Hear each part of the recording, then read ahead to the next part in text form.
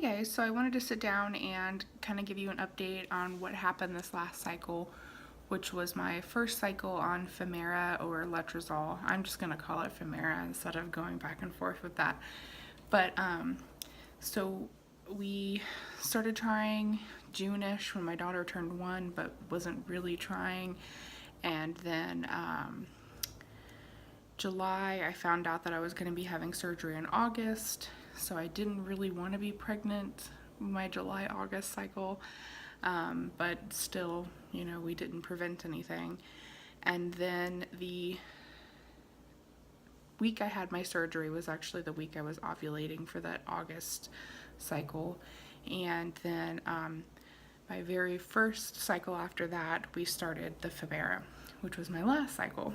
So the last video that I posted was a live pregnancy test at 8 DPO, and it was negative. My original plan was to test every day, film it every day, and then kind of do like a collective video of all of my tests that I did. And so I did that, filmed all that stuff. The following Monday, I went on cycle day 21 and had my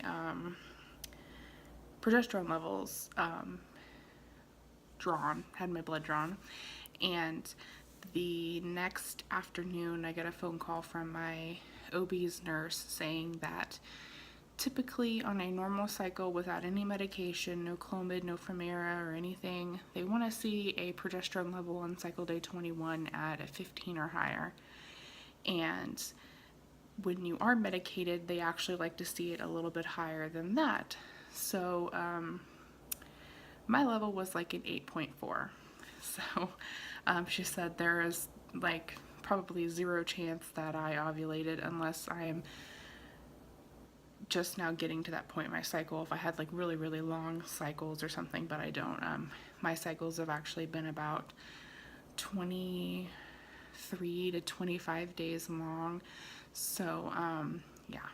So that would explain when I was doing all my OPKs. I started my OPKs at, I want to say 7 or, I usually start about 8 DPO. Not 8 DPO, but cycle day 8. And I do them twice a day, every day, until I get my positive, and then I stop. Well, I started doing them cycle day 8-ish, 9-ish, I think, and I had a very, very faint line. And it stayed very faint until about cycle day 12, and it got a tiny bit darker, but not positive, not even close. And then after that, they went right back to negatives, like no line at all. So that caused a lot of stress for me.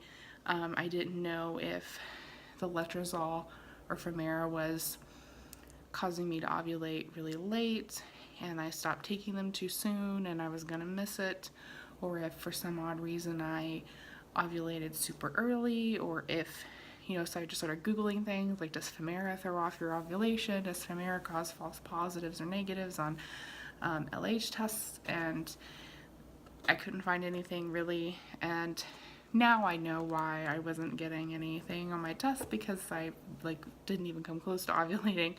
So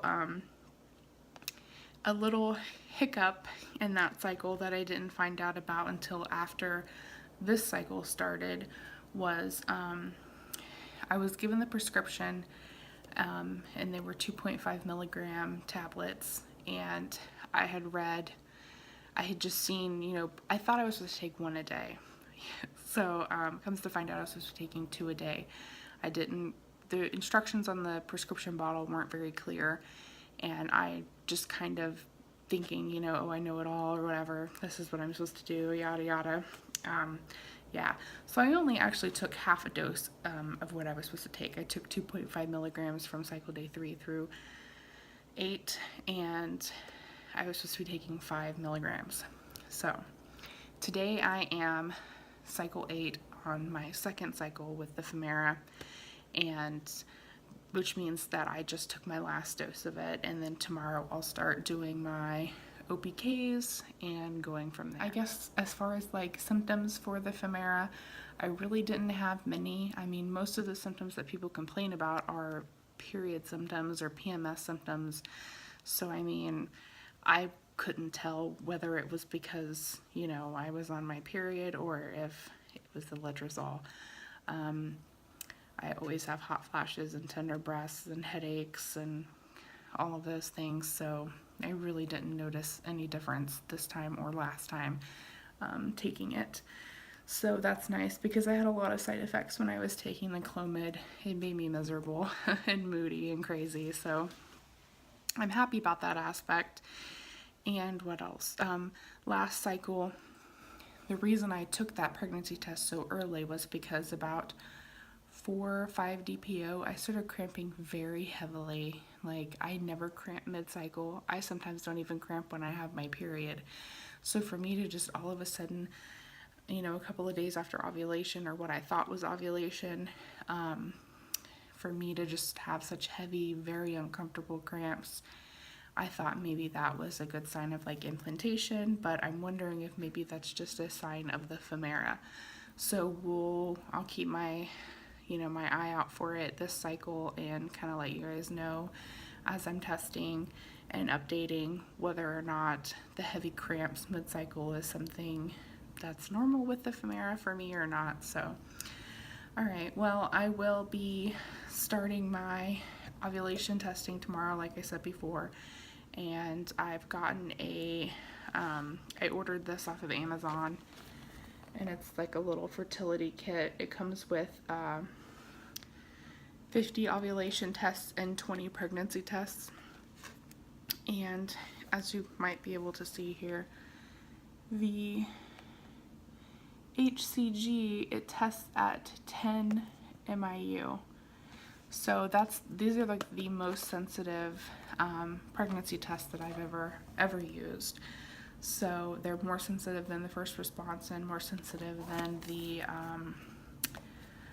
Dollar Tree test. So that'll be kind of fun if I am pregnant, getting to know a little bit earlier.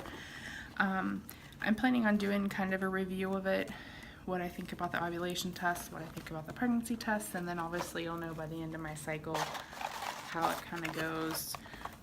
Yeah, so it's kind of something I'm looking forward to. This cycle is kind of having a new thing to pee on. But thank you guys for watching, and thank you guys for watching the pregnancy test. Sorry I didn't get an update to you sooner, but really nothing exciting has been happening. AF showed up exactly when she was supposed to, cycle day 25, 26, I'm not sure, 25, last Saturday. So she's gone, and now I'm ready to start again and see if we can have a baby this month. So thank you for watching. Bye.